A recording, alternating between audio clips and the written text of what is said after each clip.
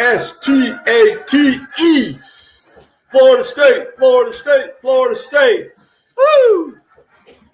Welcome back to another episode of Seminoles Sideline 365. Once again, I am KB, and alongside with me is Bruce. Sorry, I have been running around all day, and this is the only chance I get to eat. So, do you think, hey KB, do you think it's a little rude you're eating on the show?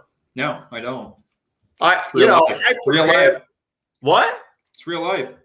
I prepare for the show. I do my research. I eat my pre-show meal at a specific time. I'm very regimented, just like the Seminoles ball team. They don't just show up and play. There's schedules. What are you eating? You don't think they eat during but it's all scheduled 2-3 hours. I scheduled to eat during this, so that could turn off some of our viewers. Well, they don't have to watch. And I have to deal with them when they make comments. Yeah. Well, what are you eating? What's for dinner? Popeyes. What? Popeyes. Oh God, terrible. Well, terrible. I had some Spanish picadillo tonight on rice with a salad. Very nice. That's how you do it, brother. So you got back. KB wasn't with us last week. He's out on vacation, in Portugal. How was Portugal? It's a good time. Very, very nice trip. A couple of stories, debit card was declined overseas and didn't have money to pull out for a short while. And then, so couldn't afford to pay my taxi when I first landed because I didn't have any cash. There was some fun stories and experiences, but overall a good trip. Can't complain. It was a good time, and we got through it and got back safe. Didn't have COVID, so that's always the biggest concern when you're traveling. The swab? Did you? Yeah. So did that the 24 hours before traveling, and we're good to come home. So. But if you're traveling, that's the biggest expense right there is $100 before you leave and $100 when you come back. Yeah, I know. That's crap. So I'm starting to think this is going to be the industry standard for travel overseas anymore, and it does. And if you happen to get a false positive or a positive, true positive, then you got to go. If you would have hit a true positive, when can you take the test again? I probably could have taken a second one to do it again. If I tested positive, I probably would have had to stay another 5 to 10 days. But you could have actually gotten that test and thrown it away, walked down the street and get swabbed again. They would probably have to conduct another test. That facility would have to probably. Okay, they register it and stuff. Yeah. It's all pretty official. They had a good setup there. So. They're not that stupid. We could scam them then, huh? No. Probably not. I don't recommend that, but other than that, pretty good. Pretty good. Well, I'm glad you had a good time. You'd go back there, right? 100%. No, it was a great place. Great time, great place, great weather. Can't complain at all. So good time. Yeah. Good time. Yeah. Now we're back. Yeah. I don't have anything to match that except I went fishing, got stabbed by a catfish, dorsal fin right in my knuckle. And that venom went in, and for about 15, 20 minutes, my hand felt like it was on fire, but it got better pretty quick. So, yeah. Hey, I think, I know you were keeping up with all the sporting news and FSU stuff when you were overseas. I know we were chatting back and forth there a little bit. There's a lot of stuff going on, dude. Yeah. You know what? It's really difficult to almost keep up with it as fast as it's churning out. Mm-hmm. Yeah. And we agreed that our topic, our first topic tonight would really be about NIL and its early impact, especially not only in college football. We're not going to explore it so much but mainly what is the impact on this program here? Because that's what people care about. That's what people care about. So, you were over. I think you were in Portugal when the MIMS thing was kicking back and forth, because you told me because you were 5 hours ahead of me. It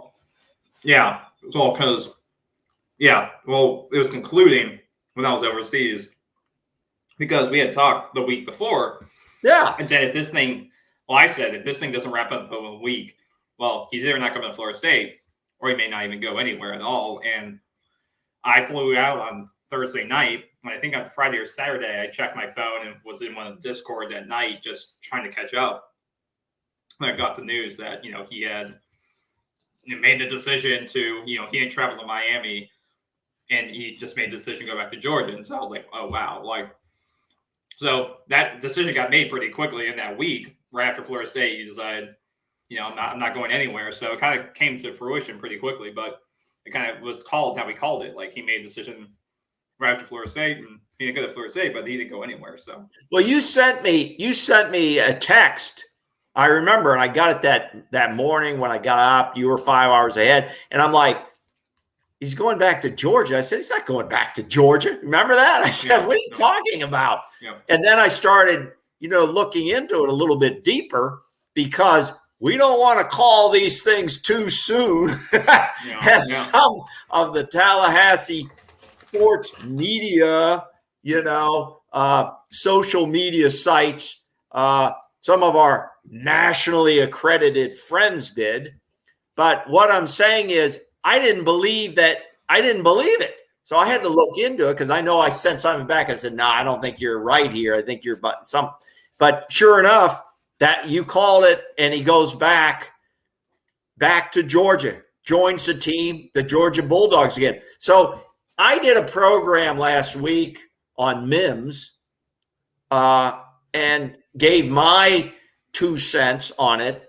So why don't you give your sense of what happened, why it happened? Nobody really knows. Yeah. But give your candid opinion on the whole thing from day one, when they asked him to come in, when he arrived. And so I think people would be interested. I'll be interested in it. Yeah. I think overall, there was always a possibility he could go back. With any player that goes into the portal, not all of them go into the portal because they lost their spot or they're kind of being pushed towards the portal. Some of them go in just like free agency, put their name in there and see what offers they get. See if there is a better opportunity somewhere. And now in the day and age of NIL, it's also to see is there better monetary opportunities as well. So I think that's something that I may have a lot of maybe people who were looking at the situation didn't look realistically at him going back to Georgia in the beginning. They thought, oh, he's gone. Like, he got passed over. He wants to start putting tape together. He wants some playing time, like we've seen with a lot of other players. Because I would say, and I don't have the hard numbers, but I would say 90% of people, 95% of players that put their name in the portal do end up leaving. They do end up going to a different school. But this was one of those scenarios where, it seems like, one, he was testing the waters, playing the game, putting his name in there, seeing what offers came up. Obviously he knew there was going to be a lot of people interested. So I don't think that was more the case. He knew there was going to be offers. But there were some offers. And if you're just joining us, we're talking about the MIMS case. Yeah. And I think he did want to test the waters in terms of what schools come after him. I think there was maybe some surprises in terms of bigger programs that may not have given a bigger push, like the Alabamas or Ohio States and stuff like that, just because they're full. Like they didn't, they already had spots filled up and stuff like that. So it was really a race between kind of, Florida State, Miami, really getting down to it. And so maybe that may have played into it. But I also think it was a strategic move kind of on his behalf of, how can I get Georgia to reinvest in me and put another offer on the table? Because obviously they like him. They didn't want him to enter the portal. And that was the consensus when we first talked about this, is that they didn't want him to leave at all. This wasn't a pushing towards the portal. This was his own doing, and this is a player they wanted to try to keep. So I think it was strategic either by him or the people around him to say, hey, put your name in there and let's see what kind of reaction it gets out of the Georgia NIL collective. And what type of package they do to match what other schools would give you. Because then he puts his name out there. Then he gets what is the cost? What is the average cost or package that they start putting out there for him? So he gets a new evaluation on the market of what he's worth to programs. And he can say, well, Florida State has put together a $1 million or 800, we never got the final number on it, but 800K package of da-da-da. And then his people can go back to Georgia NIL and say, look at what I'm being offered. And I'm getting offered playing time, 800K, da-da-da.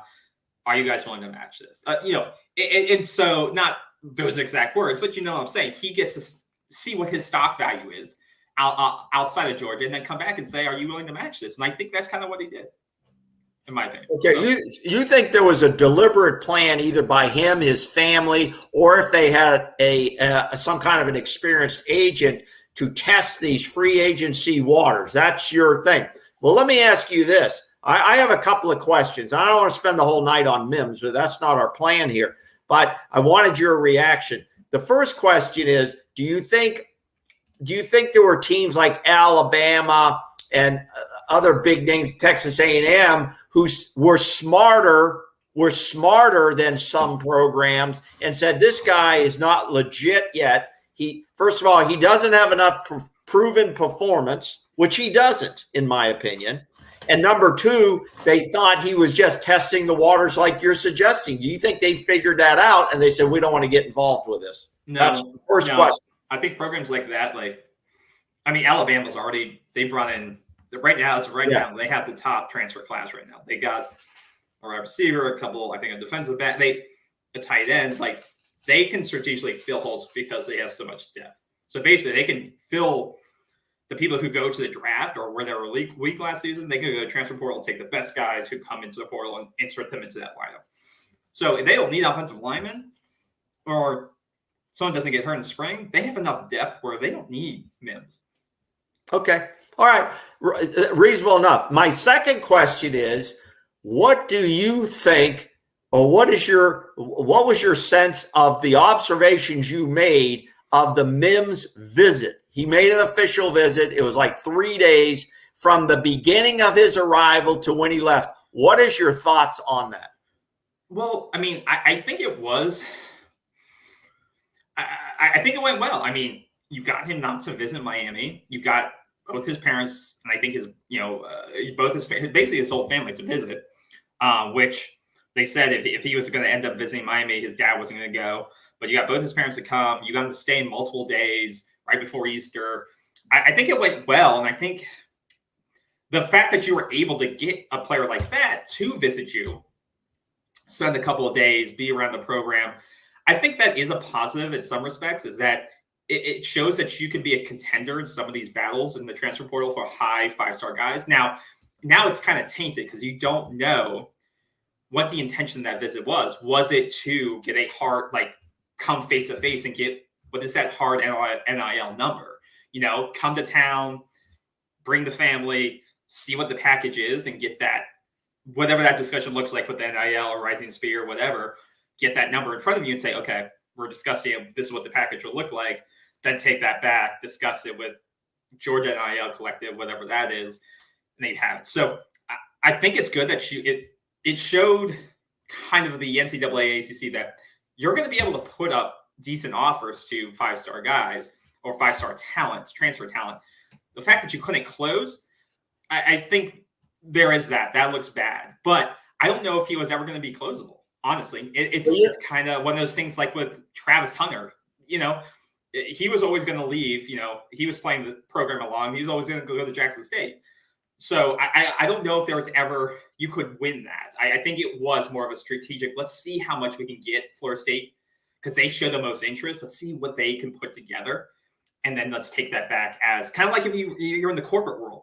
Go get a competing offer from another company and say, well, I'm being offered, 130K benefit, and then present that back to the other person you're interested in. Say, do you think, and that rumor's out there, one of the Tallahassee media people said it, that he'll be playing for more money back at Georgia than he would be playing at Florida State. Do you think there's truth to that? And nobody knows any numbers.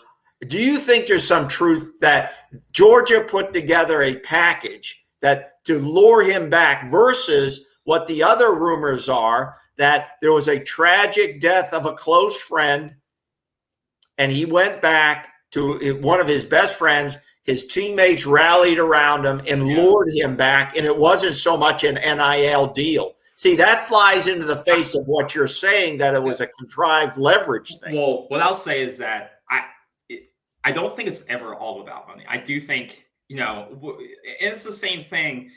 Like I said, I always will compare this to the corporate world, but it's never all about money. It's money helps, but if you hate who you're going to work for, whether it's you're going to play for a program, if you hate the program you're going to and they offer you $1 million, but you hate that coach, you hate those players that you're going to be playing alongside, you're not going to go there. You would take less money to go somewhere else if you hate the culture, if you hate the people. And that's the same with the corporate world. So I do think.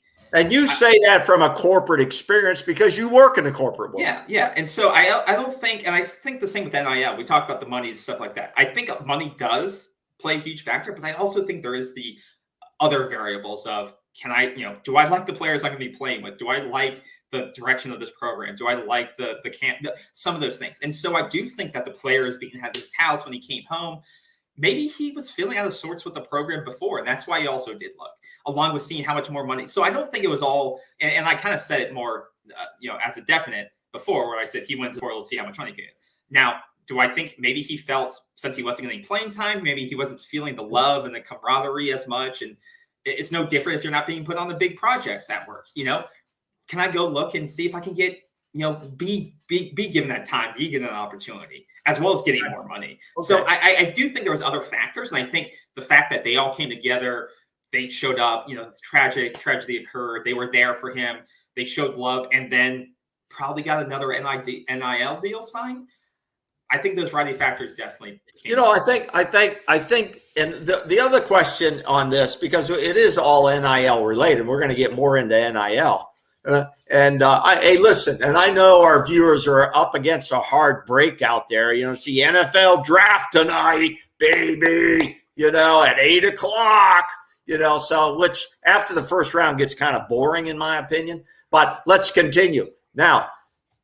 I made some statements, and I don't know if you saw I think you did or whatever. You saw the show I put on for us last week about Mims.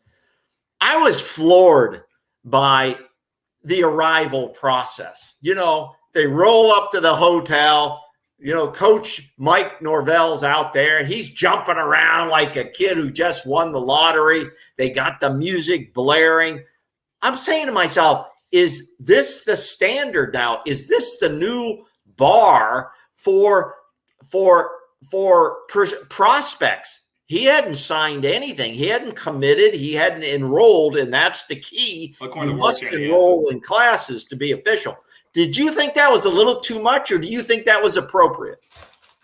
I mean, you see it with the high level recruits that they bring to campus. So they'll bring out, not like that. Yes, not like absolutely.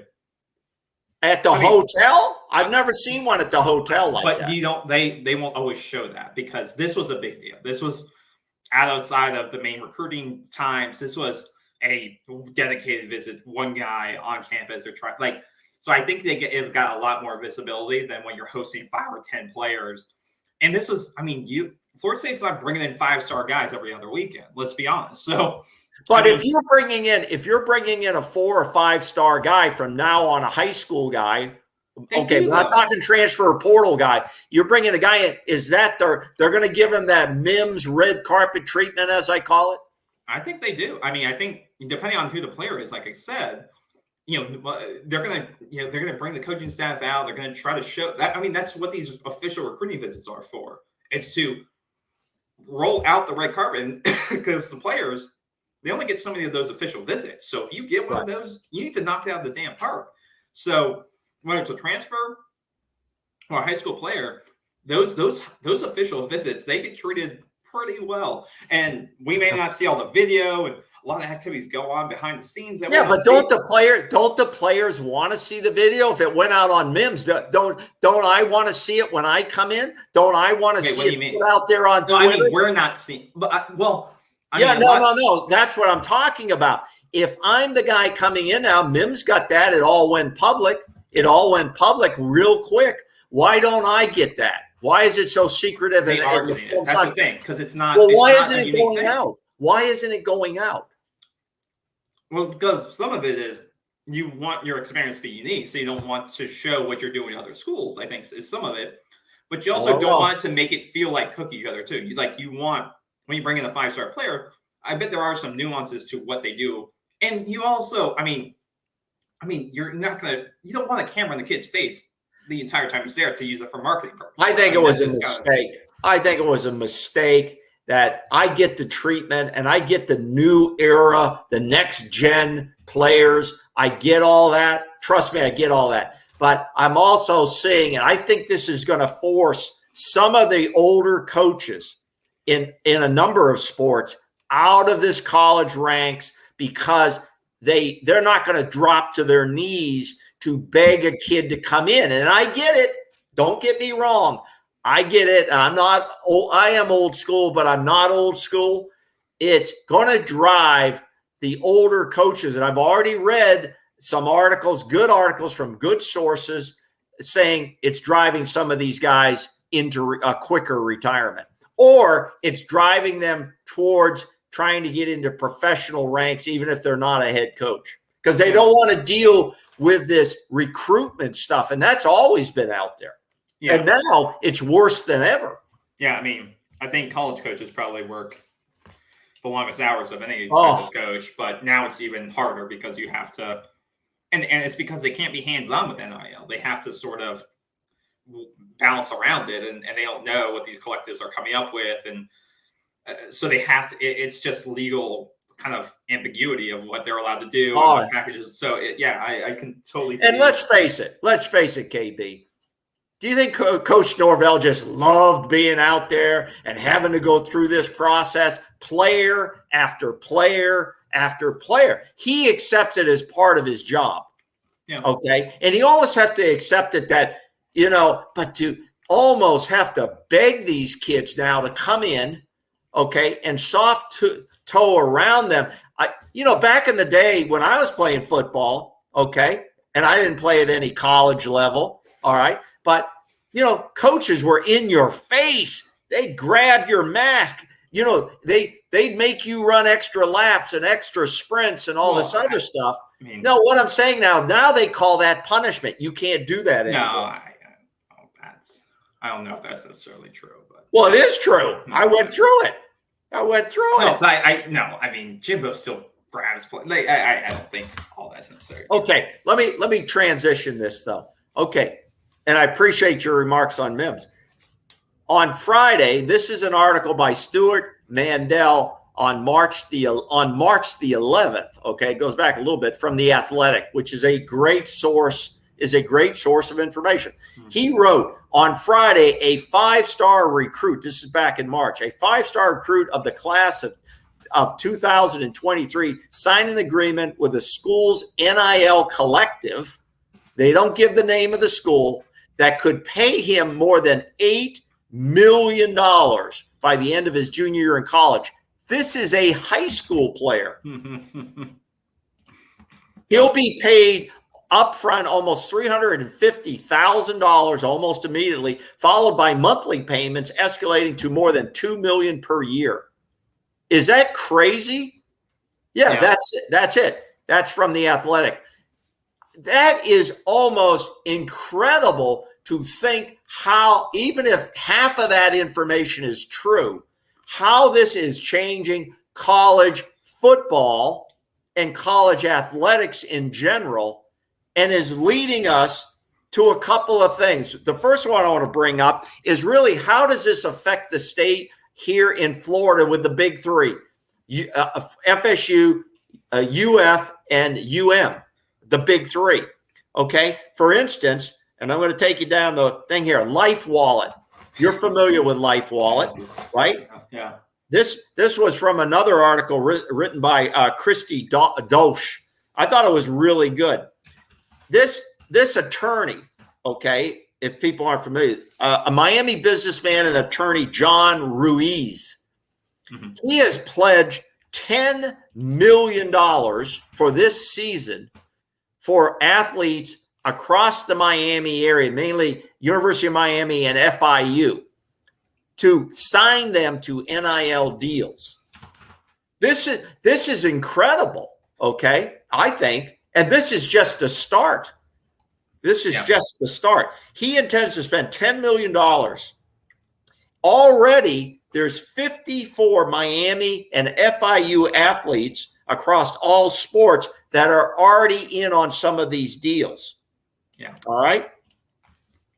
And he runs and is co-founder or founder of a company. He's the founder of a company valued at $32 billion. But that's and I think that's the funny thing with this John Ruiz and Lifeall and what he's using. So basically, he, I think, runs MSP Recovery, which is this giant company. But then he spun out Life Wallet and just as of this year. So it's making zero money. But on behalf of Life Wallet, he's doling out these NIL deals as a way to, one, lure recruits, but also to drum up PR for this startup, essentially. Which is, I think, the funny and they're going to be promoting the app. They're going to be promoting the Life Wallet app. Exactly. So this is a company that probably has zero revenue right now that is giving away millions of dollars because a billionaire owns it or whatever he is through this through the well, Elon Musk owns Twitter, and they don't really make that much money. But this isn't a startup. This is a company that was just started in January. Right. Okay, so what is your point? What are you saying? I'm just saying that pay for play? Is this pay for play? It's not pay for play, but it's a way for these millionaires to leverage their wealth to market through athletes in college and high school. And okay, let me follow with this. So along with that, Miami basketball, and you're familiar with the coach from up in Northern Virginia, right? Yep. When he went down to Miami, and he had a damn good year. They had a good run. He had a good run in the big dance this year. And they just brought in a guy from Kansas State, Nigel Pack. He transferred in from the portal. He signed an NIL deal with Life Wallet, and it's reported, and it was reported on Twitter. Okay, I'm shocked by some of the visibility, but I think these companies want that visibility now. He signed a deal 2 years, $800,000 total, plus a car.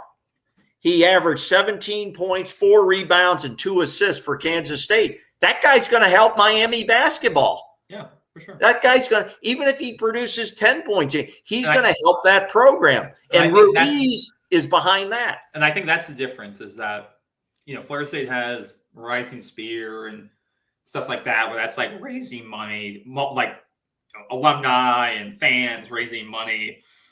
And then, and so they do have the corporate side, but this is a millionaire or billionaire, whatever he is basically on behalf of Miami saying, I will find the best athlete, or I find athletes that you're interested in, and I'll throw these millions at them through my startup company that doesn't have any revenue and say, hey, because you had never heard of Life Wallet until NIL. Yeah, until these players signed, right? Never heard of it. Exactly. Now you're researching it. Now these players, now I don't think it's going to drive a lot of revenue for Life Wallet. I don't think the ROI is actually there. But for him to say, hey, we just signed another great athlete on behalf of Life Wallet, they're going to be doing speaking, whatever. And no offense, nobody's going to use Life Wallet because this kid from Kansas State who averages 17 points a game, is speaking behalf of it. It's all BS. But at the same time, we're all talking about Life Wallet and Ruiz and stuff like that. So I think it's, and that's the difference between Florida State and Miami right now is that they have a billionaire backer who can cobble up these deals through his company. And Florida State is doing it essentially through donations and through crowdsourcing funds and stuff like that. We don't have the alumni base as of yet. We don't have that billionaire who's kind of propping up and doing the same kind of thing. So I think it's interesting, a different type of corporate, like the corporate strategy versus the crowdsourcing of funds to then line up these deals and put packages together. And, I don't think Ruiz and them haven't, they signed this kid for basketball, but they haven't really done anything on the football side yet. So I don't think it's. Oh, no. They have. There's a the kid list. from Maryland. The kid from Maryland's not. No. I'm talking about. In fact, I don't have the list in front of me, but this journalist, sports journalist, she put out a list. The article by Christy Dosh on 12 February, she put out a list that all of their offensive linemen are getting money.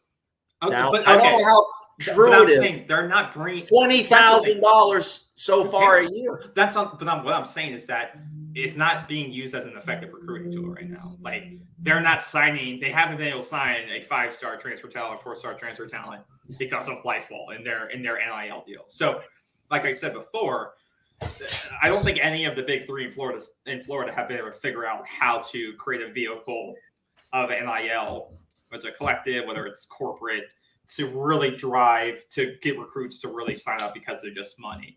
Because I think the state of all the programs kind of sucks right now for all three. I'm not saying Life Wallet or Vegematics or a new vacuum cleaner is going to sell anything, but it's the money. But the money's not doing anything. If you have $20,000 lineman, your line sucks anyway. Like, but they're trying to share it across the room, which keeps the morale good in the room. No! If you're getting terrible players, like, no offense, if you're getting average players $20,000, like, okay, that's great. But that's the same thing that Rising Spirit, anything of these things can do. Great, you want to retain those players and keep them happy. Well, we're not talking about the $20,000 guy. We're talking about the guy 17 points a game. He's getting $800,000 on LifeWall. It's not about LifeWall. It's about the amount of money attached to it. And this kid is just going to push. He'll be on some commercials or in social media pushing LifeWall. He doesn't care what the product is. That's all. I think we're on the same message here. I want to turn this into something that you already led us into. And that is what I want to know, and I'm going to give you mine, you give me yours, the top 10. Now, this is just opinion-based. There's no hard figures. Let's make sure the viewers understand that. These are our gut feelings at the early stages of the Wild Wild West here on NIL. What are the top 10 programs, mainly football, but on athletic programs in the country, starting with number 10, leading up to number 1, you feel are going to raise the most money, kind of like the Rising Spear. Now, Florida State has 3. We're not going to go through all of that. Rising Spear type programs. And let's go through the top 10 and see where Florida State is in that top 10 or not. Start with number 10. What do you got at number 10? Or I'll start. I'll start. And we're not going to have to break them down because we don't have any facts or figures. Number 10 for me, Penn State. Okay. Why? Long tradition, big alumni. They fill the stadium all the time, win or lose. They're there. I mean, they're a very loyal fan base, big alumni. Like I said, Penn State is my number 10. Okay. What do you got? For mine, we're just doing football, you said? Yeah. Well, mainly it's the program. Well, because I would, say mainly football. There may be ones that would, like Duke, for example, probably very weak on the football side, but it's going to have a major ability to do it on the basketball side and lacrosse. But I want you to balance it out across all the programs. What is you think Duke's number 10 in the country in raising money? Their alumni base has the ability to do it. Yes. Okay. But I'll put number 10 USC just because of their location. Okay. Their Hollywood stars. It had a lot of it comes down to the alumni and the structure there. But I would say USC is number 10. Okay. In terms of the ability and the capability and the potential to build out. All right. At number 9, I have Texas. Again, a long tradition. Texas people love their football. Look at high school. They'll turn out a lot of people for high school games. They show up at the Texas. Now, Texas has a number of universities to spread it around, but the tradition of the Longhorn athletic program and Texas, and I know they're matched up against Texas A&M there in the state, but Texas, I think I have at number 9. Yeah, so at number 9, I have Oklahoma. And so it's similar, these are programs that have, Oklahoma being a little bit different in terms of, they have, I think, a lower, Texas has a major, even just before NIL, money bank that they can pull from. Before it was under the rug, and there's been some rumors about paying players before, stuff like that, going back to decades before. But I think Oklahoma being from the South, and once again having a high legacy or long legacy of winning, and just having the ability to recruit just as a base of being a successful program, but then also having a collective that can say, okay, we can also offer you a pathway with money, benefits, and the pathway to the NFL. It makes them a strong candidate for it as well. Okay. And so who you have Texas at number 9 too? Oklahoma. Oh, you have Oklahoma. I'm sorry. Okay. Number eight. Who you got at number 8? So at number 8, I have Georgia. So with Georgia, and we kind of touched on them, right now, or a little bit before with Mims. But once again, it's one of those things where a pretty big alumni base, history of successful program much, going to be a top 3 program for a long time to come. I think it's not all about money, but the money does help. But when you have all the other, you have the facilities, you have the alumni base, and then you can put money on top of that legally and offer it. I think hey, dude, sit back a little bit. You're getting cut off there. There you go. Better. Go ahead. Yeah, that was it. Okay. At number 8, this may shock you and the viewers. I've got Miami. Now, I could be overly reacting to Mr. Ruiz and the money he's throwing out, but think Miami, a great place. First of all, there's a lot of money in Miami. There's a lot of money. They have traditionally had a good run down there, like Florida State had a run, but they had a good program. I think they're on their way to building a solid athletic program down there, including football. They need to get a stadium somewhere nearer to campus. I think that's a problem for them, and that may come. But the other thing is South Beach. Mm-hmm. You remember, we're raising money to bring athletes in. They've got the beach, they got the glamour, they got the nightclubs, and I got Miami at number 8. So, okay. Yep. Number 7, I've got Notre Dame. Okay, at South Bend. Notre Dame, long tradition. I saw them. They came in. Which game was that? Like 1990 something. They played their first game in Tallahassee. They came down. They won the game. They scored a touchdown on the first one. I said, we're pressing on the outside, man to man. They threw a touchdown. I said, that's it. Yeah. I met Dickie V at the game. Got a picture of Dickie V. Basketball's Dickie V. But they sold out the Civic Center. Their alumni sold out, bought the Civic Center, rented it out the next day to have Catholic Mass there. Mm-hmm. Okay. Yeah. The Irish fan base is huge across the country. That's why bowl games want them in there, because the fans travel. They'll spend money. Big money in South Bend. I have them at number 7. For me, I have one that you said earlier was University of Texas at Austin. I mean, right now they have 3 different collectives set up. The main one being that affects football is the Clark Field Collective, and that's just one that is sort of similar to Rising Spear, which is a fund that is kind of fed by prominent, Texas donors as well as former successful athletes. So this is a one major fund that then basically gets disseminated to all sports for NIL activities, autographs, endorsements, all those types of things. And so I think with Texas having a large donor base, the oil billionaires, stuff like that, along with having successful athletes who can then also dump money into this thing. it puts them in a perfect spot. And then they also have a separate collective, which is called Horns with Heart, which gives each of those offensive linemen at UT $50,000 annually. But that is, they can use that. And they get that $50,000 annually to promote selected charities. So they put a twist on it where you're getting paid $50,000, and in return, you promote different charities, organizations, which is cool. So they're finding different ways that they can do it. So I think I put them at number 7 because of that.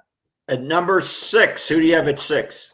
So at 6, I have Clemson, and I think Clemson is another one of those where they have something called Tiger Impact, and with them, it's not just money, but it's really to help develop themselves in their education and serving the other as well as the community. So once again, it has one of those charitable aspects.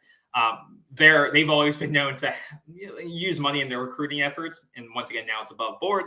But this is once again one of those programs that they put that charitable twist on it. There's money coming in. Once again, they're a top program with the national championship, so it's not just about the money that's being flowed to the athletes. It's also the recent history of success that they can point to, along with the strong alumni base that can contribute to it. So I put them at number 6. At 6, I have your Georgia. We have them in different areas, but I have Georgia at 6 based on a lot of the reasons you said. Long tradition, winning program. They just won the national championship. They've been competing for the national championship the last 2 or 3 years. So they're coming along at the right time for the NIL to hit, and they have a very strong alumni and always had. And I think that's gonna keep them in good position moving forward on athletes. So at number 6, I have the Georgia Bulldogs.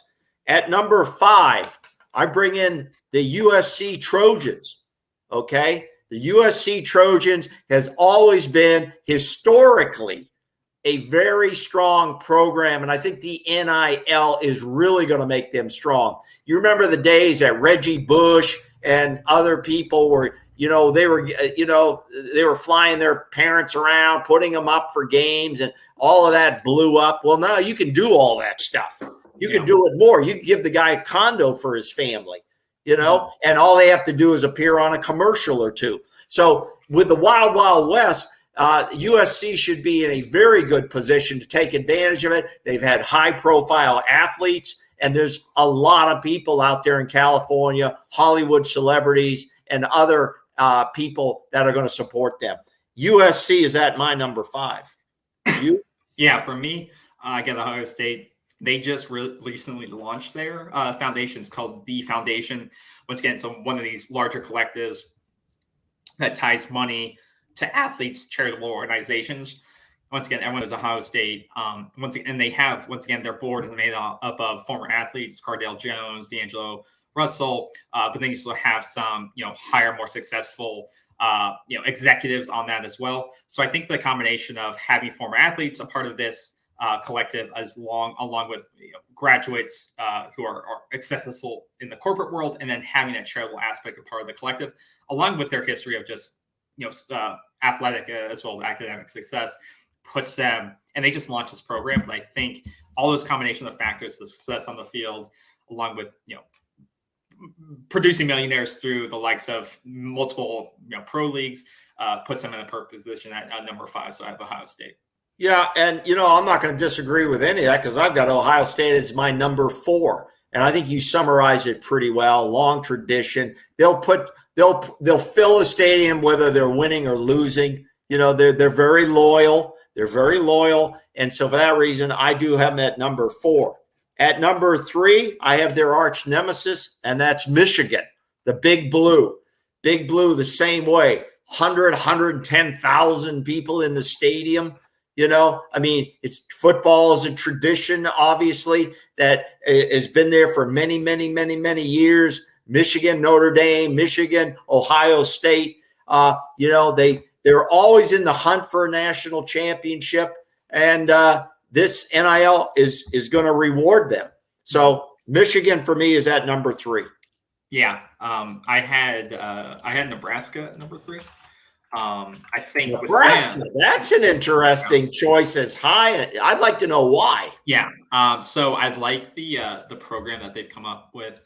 They actually have It's called Athlete Branding and Marketing, ABM USA. So this is a different type of program that it's kind of like a marketing organization that basically athletes can sign up for, join the team, and that will help them leverage them into different opportunities. So providing them support services to show them how to manage their time as a student, an athlete, an entrepreneur, personal business, branding, and as well as their financial success. So they've kind of gone a little bit of a different way in terms of setting up or partnering with this program of having business relationships, showing you how to develop your personal brand. They've already set up 450 paid deals and $850,000 already being paid to their athletes as of this year. So and raised 3.5 million committed to NIL activities. So I think for them, you don't think of them as much because of the lack of success on the football field, but this is, I mean, their fans are just as committed to as some of these blue blood programs. And, Nebraska has a long history of success on the football field, not as of recently, or kind of down as FSU is. But I think the way that they've gone about this with this ABM USA, kind of like a marketing program that just showed, like, will hook you up with different opportunities, but will also show you how to manage your brand on your own is a different approach, and they've shown success through the numbers already. So, and you have them at 3? Yes. Yeah. Okay, you have them at 3. Okay, before we get to our final 2, let's talk about our sponsor, Coasties on the Move. If you have, this is a relocation services company that primarily works with the military, and our salute out to the military, all the services. If you have a need, you're relocating, summer's coming up. That's when a lot of military relocations take place. I'm a veteran myself. Get a hold of coastiesonthemove.com. They'll take great care of you, and we appreciate them and their sponsorship on our program. Okay, number two for me, the University of Alabama. Football, the state of Alabama is football. That's what it is. No discredit to all the other sports that we have at all our universities, but football pays the bills, folks. That's the bottom line. The University of Alabama, their winning tradition, again, fill the stadiums, won or lost. They're going to fill those stadiums. They've set up, I think they've been a little bit more, I don't want to say covert, but a little bit more stealthy in what they're getting set up. But you damn straight that Nick Saban, he has delegated that out to get this stuff set up. We can talk about dirty money that's gone on in college football for years, but now they can pull the tarps off, get the trucks loaded up, and bring that money forward. Number two, Alabama. Yeah, I actually have Alabama number one for kind of the reason you described. So that is my number one. But at number two, I had Notre Dame. Just because they have a really cool collective, well, they call it funds or Friends of the University of Notre Dame. And it's actually managed, or its founder is Brady Quinn. So once again, long history of success of alumni. Brady Quinn, the former quarterback there. Correct. Athlete millionaires. So this is a perfect combination of bringing together alumni, corporate success, athlete success, and then creating this charitable network where, the money you donate is basically hooking, giving money to athletes so that every athlete, gets hooked up to a charity of their choice that is a certified charity organization, and then they will get paid money to work with those charities. So I think it's really cool, well organized, and once again, founded by a former successful athlete at the University of Notre Dame. So you have that validation that it's going to be run in a good manner. So I think what they were doing. Florida State has that too at Rising Spear. They have very notable athletes associated with Rising Spear.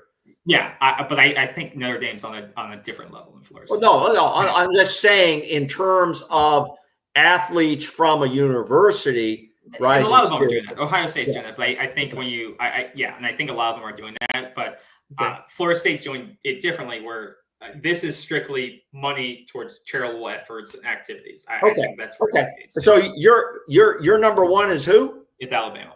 And number two, you had Notre Dame. Right. Okay, let me go to my number one. And I'm a little surprised they're not in your top 10, and we can discuss that for a minute.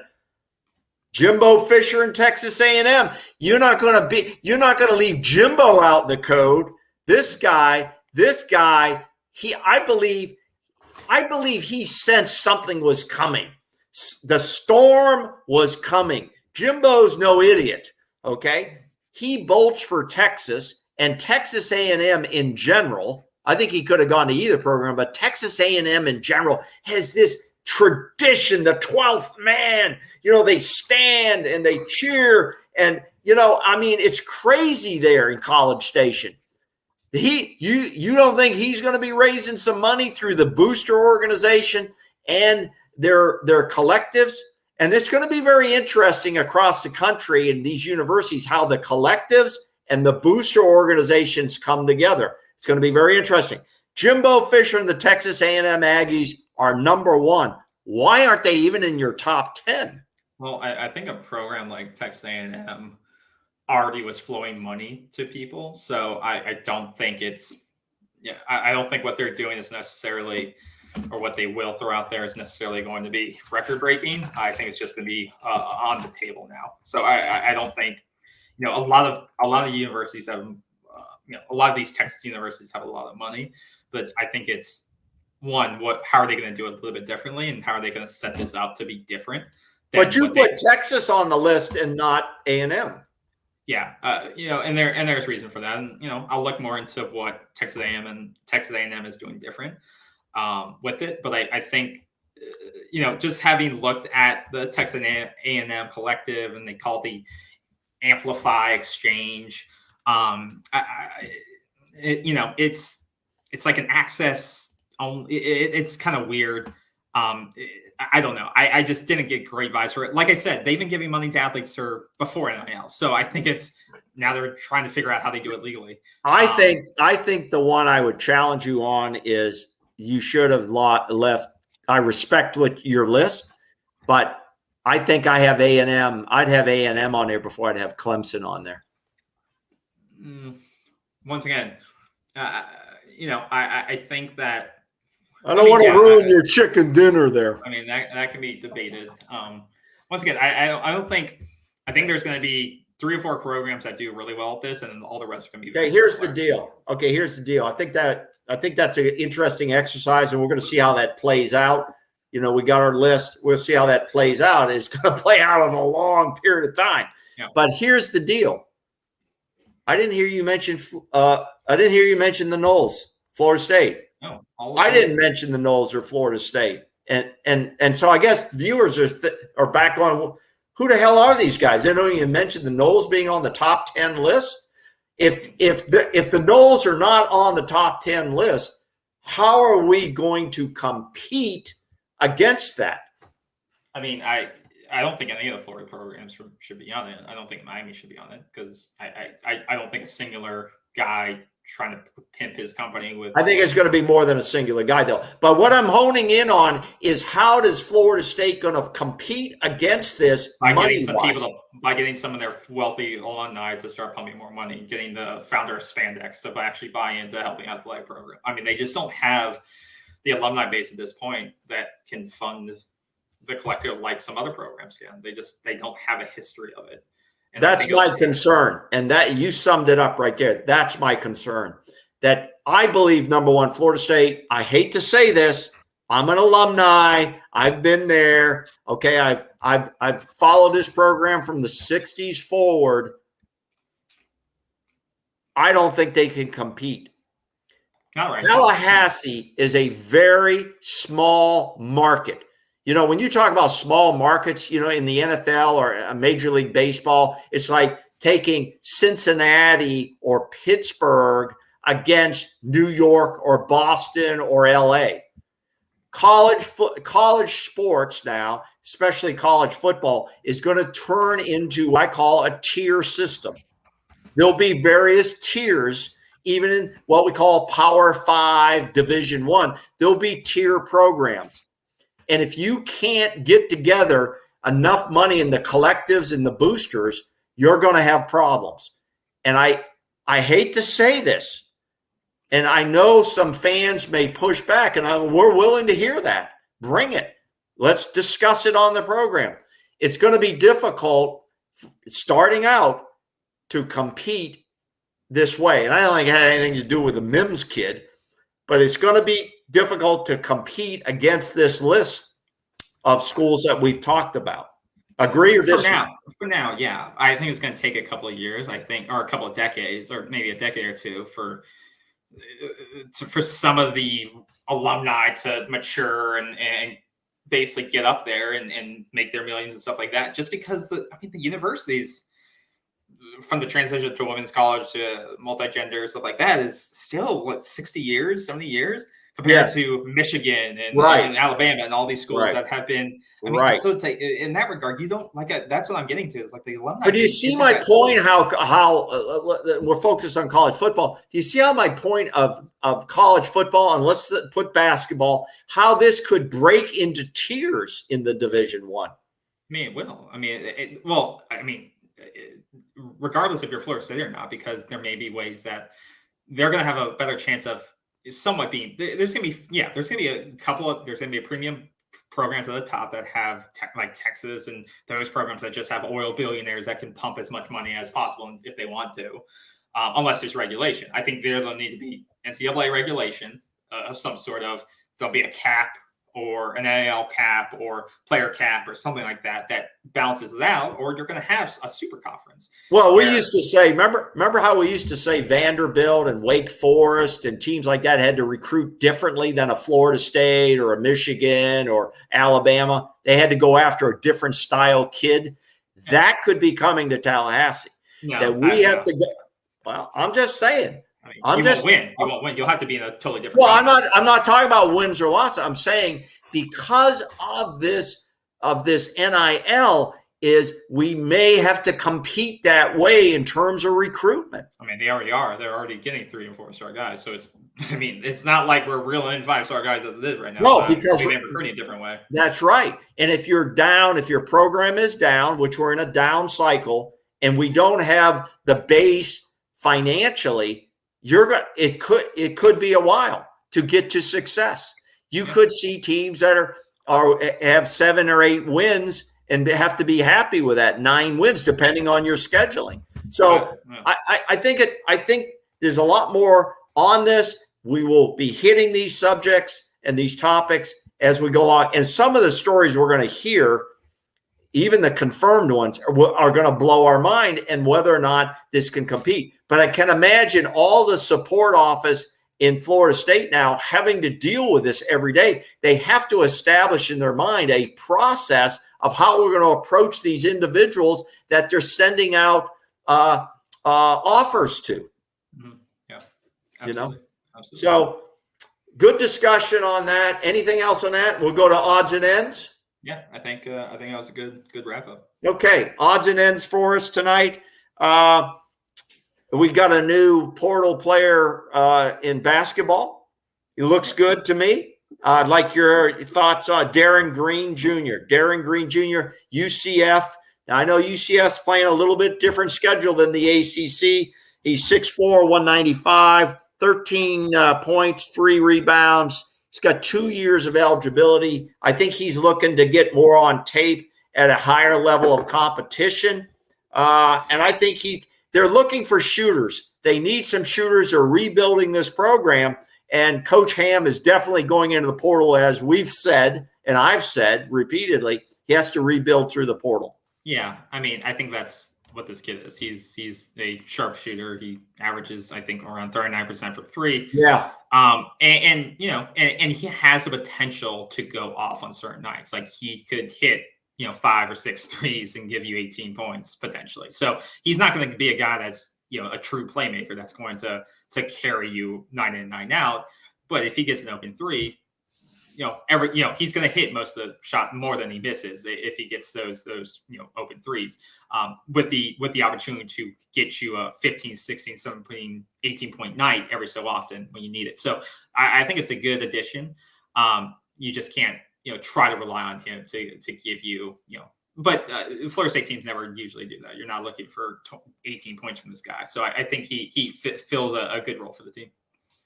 Basketball hire as well. RJ Barsh coming in as an assistant to Coach Ham. He's from Boise State. He's got a long resume. I'm not going to go through that. But Coach Ham was quoted as saying he is here to help us with the new blood brand. What does that mean to you? New blood brand. And that's a quote. That's been like that's everything they do. Well, what does that mean? Is that the next gen player? Is that the next gen player mentality? Because Coach Ham's 70 plus years old, right? Yeah. No, right? It's just he's old school like I am. He's old school like I am. He's like he wasn't quite like the Bobby Knight. There's no place in sports for Bobby Knight anymore, is there? There's Bobby Knight type. I mean, he's right. Yeah. I mean, no. But no, I think it's a good. That coach comes very, very well regarded.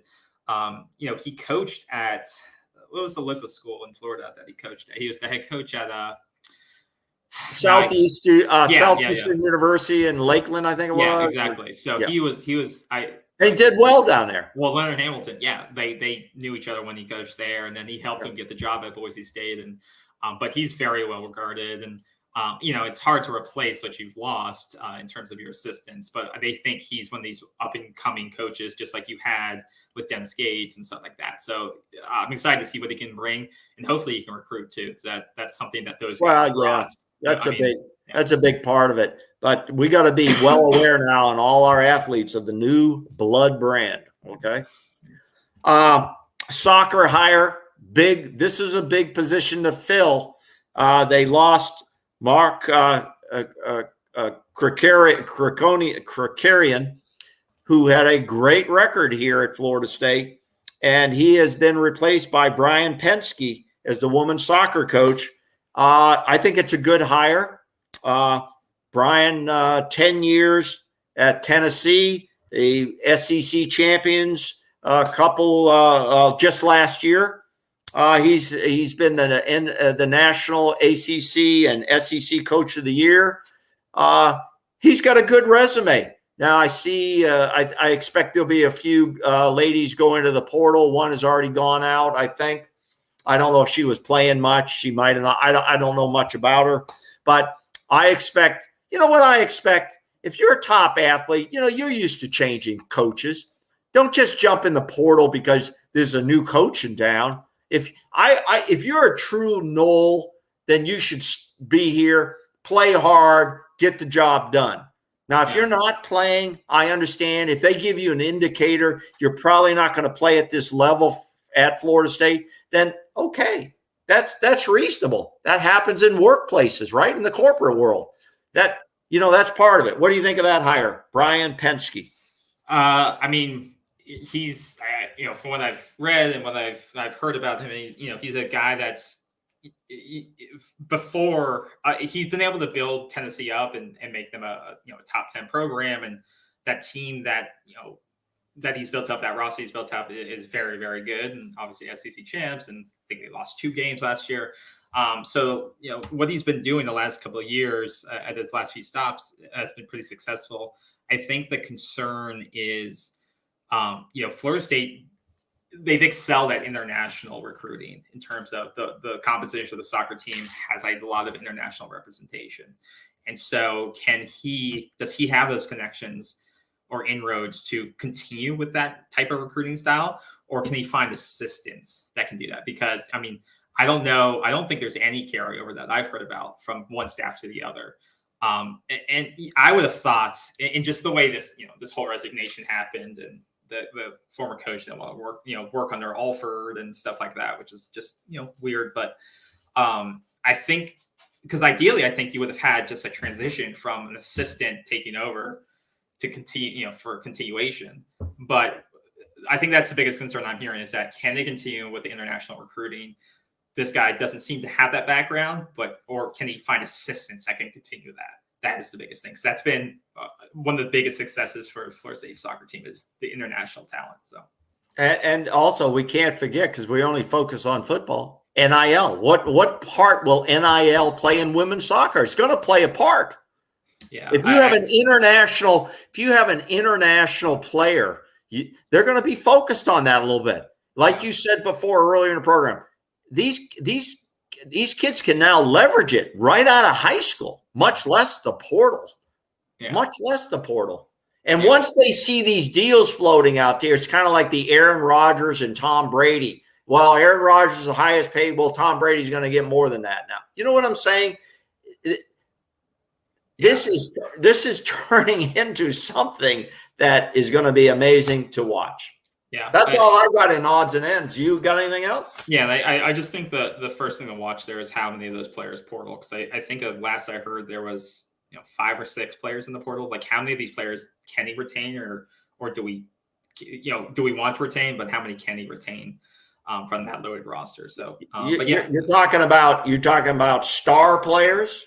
Well, that's the thing. Some of them are kind of those that you want to keep, that are kind of the bona fide starters, and then some that are not so much getting playing time. It bothers me. It bothers me a little bit, unless one of the ladies has a problem, or any athlete at FSU. If they're playing and they're getting a lot of minutes and they're doing well, just because one coach leaves, another coach comes in, that they jump in the portal. I question their dedication to the Florida State family. Now, that's bull crap. Well, that's what the fans want. The fans want some loyalty. Fans want some loyalty. No. If you're playing, if you're not playing, you got recruited by a coach. You got recruited by a coach. I understand. So they don't have any loyalty to Florida State. Well, then don't come in and say, "Oh, I love Florida State," and just because the coaches change, you jump out. But once again, in soccer, you got recruited by a coach. So that's who you came to. You may have loved another university, but you fell in love with that coach because you liked his style, how he was going to utilize you, stuff like that. So you invest in that coach. Now that coach is gone, and maybe things aren't perfect there. Maybe but you don't know what this new style of coach is, or maybe they hired this guy. What his style of soccer is. You know how he uses players, because that is very different than soccer. It's no different than football, though. You know how he utilizes the offense, but with soccer, you know how he utilizes defensive backs and stuff like that. So, this is not going to work out. But put your portal. Like, I don't think that's to say they have no dedication. So we're only coming to a university now based on the coach and based on NIL money, not so much loyalty to the university itself. That you will love the university itself. Universities don't care about you. It's no different than the business world. Oh, I don't know about that. It's true. These universities do not care about you. They care about, just like the students, as long as you're paying that tuition, great. Well, you know what? From a fan perspective, that's disappointing. Okay, well, it's the real world. So then basically it all comes down to whatever we got to do to win, and that's it, right? I mean, yeah. I mean, that's not to say these players don't love the school that they're in. They enjoy the experiences. They enjoy having friends there. But at the same time, athletes are different. They're being recruited to come to that school for a reason. They're being recruited because they want to fit into the system. And when that person leaves, whether it's they choose to leave, because it's not fair to say a coach can leave anytime, and a player, like, they can pack up their bags and say, I didn't say they couldn't leave. I didn't say that it's not loyalty. Well, where was Jimbo's loyalty when he left Florida State one day and he was gone? So, like, that you can't, that's not fair. These are 18, 19, 20-year-old kids. Like, we'll have more discussions on this, and in one of our programs, we're going to discuss why not just turn this whole thing over to the NFL, let them run it. Okay, we're talking about soccer. Okay, we're talking about soccer, but back to football for a minute. Why not just turn it all over to the NFL? Let them equitably distribute players around, because that's all they want anyways. They want you to develop players for their personnel system, which is going on tonight as the draft is started. They're in round 1. I have no clue. I'm not following it of who's – can you tell – can you pull it up before we leave tonight? Has our number 1 guy, Mr. Johnson, has he gone off the board yet? I think he's going to go between 15 and 20. No, they're only on the 5th pick, so no, he hasn't been selected yet. Okay, I think he's going to go 15 to 20. That's my guesstimate. How about you? I don't know. I could see him. Yeah, I could see him in the top 10, but then I could see, for some reason, him slipping down to the end of the first round. So I don't know. It'll be interesting to see. Back up from your camera a little bit, dude. Yeah, we'll see. We'll see. Hey, what I want to say about Mr. Johnson, Jermaine Johnson, is this. This is a guy who came in with 1 year of eligibility. Came in, grad transfer, 1 year of eligibility, took full advantage of his opportunity. What about his loyalty to Georgia? Wait a minute. He completed his tour duty at Georgia. Okay. He came in and he wanted to show really what he could do on all aspects of the game, not as a specialty third down guy. He never complained. He was a leader inside and outside, and he took the grind. This guy in 1 year established something that I hope every athlete coming to Florida State will look at and try to mirror what he has done. And we here at Seminole Sideline 365 wish him the very best tonight and in the future, as well as any other Noles that get maybe even undrafted get opportunities, because you're going to be playing against the elite now. Because only, I think it's 1 or 2% make it to the league in football. Absolutely. So that's it for me. Welcome back from Portugal. Yep. You got another one planned? No, good for now. Good for now. You got to take care of the boys down there, the boys and the girls. Yep. They're running around someplace down there. All right. Signing off. Sir, we're out of here, and let's go watch the draft to see what's going on. Bye-bye. Enjoy, everyone. Bye-bye.